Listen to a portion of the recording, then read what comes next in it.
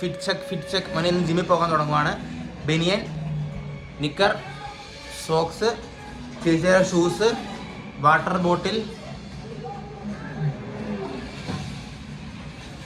അപ്പോൾ ഇന്ന് മുതൽ ജിമ്മ് സ്റ്റാർട്ട് മോനെ. ഇതിനുള്ളിൽ എൻ്റെ ഷൂസ് ഉണ്ട്. കാരണം അവർ പറഞ്ഞു ഷൂസ് ഇട്ടുകൊണ്ട് നടന്നുകൊണ്ട് പോകാൻ പറ്റത്തില്ല, ചെരുപ്പ് ഇട്ടുകൊണ്ട് പോയിട്ട് അവിടെ പോയിട്ട് ജിമ്മിലെ ഷൂ ഇടാവുള്ളൂ, അല്ലെങ്കിൽ ജിമ്മിനകത്ത് പൊടി കയറുമെന്ന്. നമ്മളും കുറേ ജിമ്മൊക്കെ കണ്ടിട്ടുണ്ട് മോനെ. അപ്പോൾ എന്നാൽ പിന്നെ റെഡി ആവട്ടെ. ശരി ചേച്ചി. മെയിൻ സാധനം എടുത്തു മോനെ.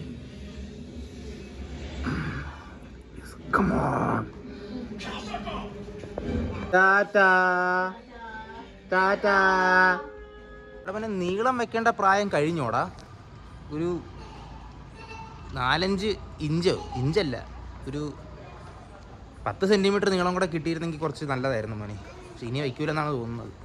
പിന്നെ കുറച്ച് വയറും കുറയ്ക്കണം, വയറ് കുറയുമായിരിക്കും.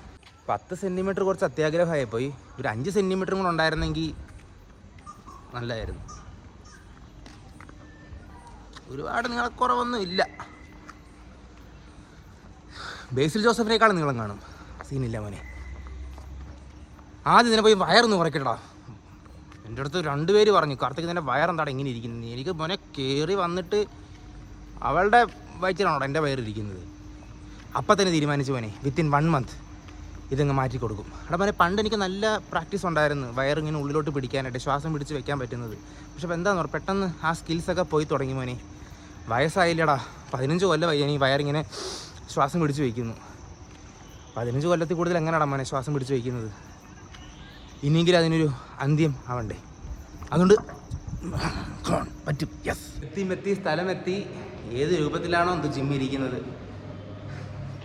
പെണ്ണുങ്ങളൊക്കെ ഉണ്ടായാൽ മതിയായിരുന്നു. ഓടാങ്ങോട്ട് ഫോക്കസ്.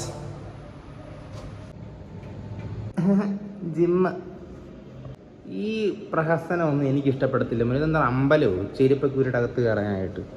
ഔട്ട് സൈഡ് ഷൂസ് അറിയണ്ടല്ലോ ഓടി. എനിക്കിതൊക്കെ കലിപ്പാണ് മോനെ, ഇതൊന്നും ഇഷ്ടപ്പെടില്ല.